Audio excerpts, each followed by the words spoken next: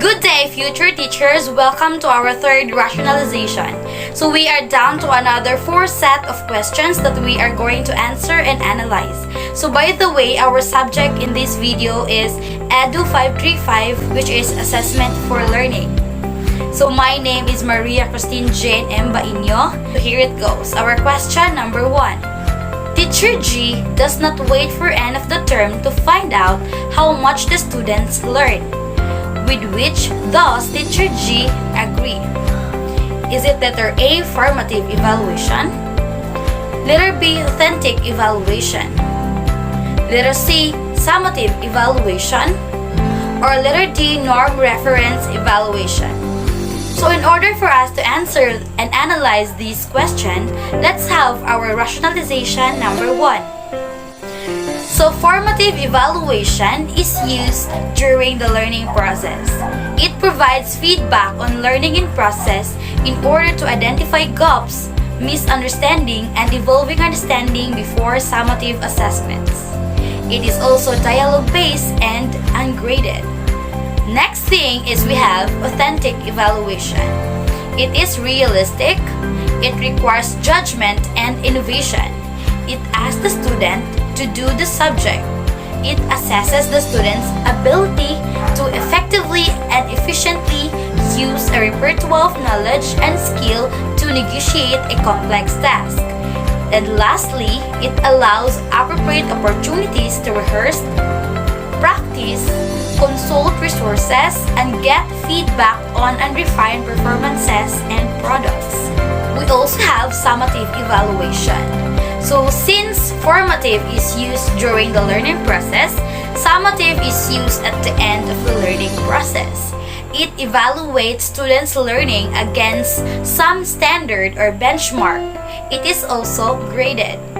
Next is we have norm reference evaluation. So it is used to compare one student's performance to others in a predetermined peer group. Teachers can then analyze their scores to learn more about the student's performance. So going back to our question number 1, Teacher G does not wait for end of the term to find out how much the students learn.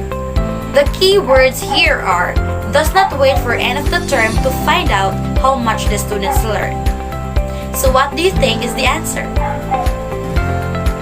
So the answer for question number 1 is letter A, formative evaluation. Again, why? It's because formative evaluation is used before the end of the term to find out how much the students learn. And also, formative evaluation is again used during the learning process. So that's why formative evaluation is the correct answer for question number 1. So moving on to our second question. We have here, to what extent were the objectives of the course met? This is the concern of the process of blank. Letter A, authentic assessment. Letter B, criterion reference measure. Letter C, norm reference measure. Or letter D, formative text. So what do you think is the answer for question number 2? So let's find out through our rationalization number 2. Again, authentic assessment is from the word authentic. It means realistic. It requires judgment and innovation. It asks the students to do the subject. It assesses the student's ability to effectively and efficiently use a repertoire of knowledge and skill to negotiate a complex task. And lastly, it allows appropriate opportunities to rehearse, practice, consult resources, and get feedback on unrefined performances and products. So that's the meaning of authentic assessment. Next thing is we have criterion reference measure. It is designed to measure students' performance against a fixed set of predetermined criteria or course. It is used to evaluate whether the students have learned a specific skill. Next measure is we have norm reference measure. So when we say norm, it means to compare one student's performance to others in a predetermined peer group. So teachers can then analyze their scores to learn more about the student's performance. Lastly, we have formative test. It is used during the learning process, and it provides feedback on learning in process in order to identify gaps, misunderstanding, and evolving understanding before summative assessments occur. So going back to our question number 2, what do you think is the answer? The correct answer for question number 2 is letter B, criterion reference measure. Why? It's because since the question asks to what extent were the objectives of the course met, so we are talking about at the objectives of the course met.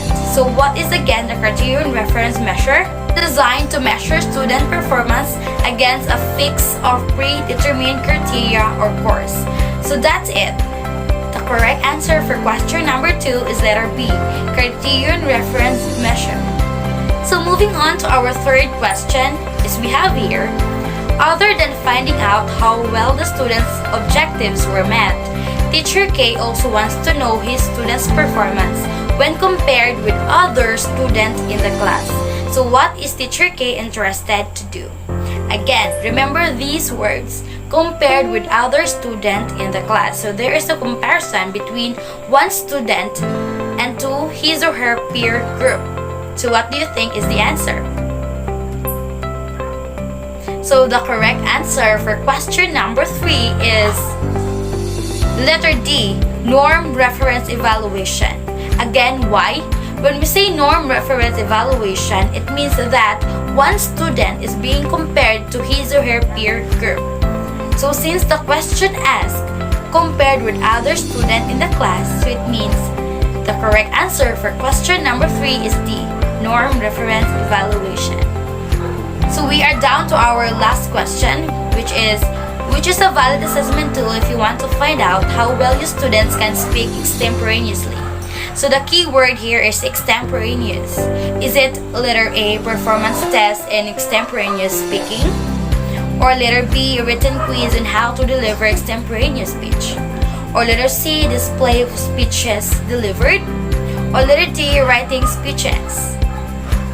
So again, the question asks how well your students can speak extemporaneously. So which among these 4 choices is a valid assessment tool if you want to find out how well your students can speak extemporaneously? So the answer for question number 4 is you are correct. It's letter A, performance test in extemporaneous speaking. Again, why?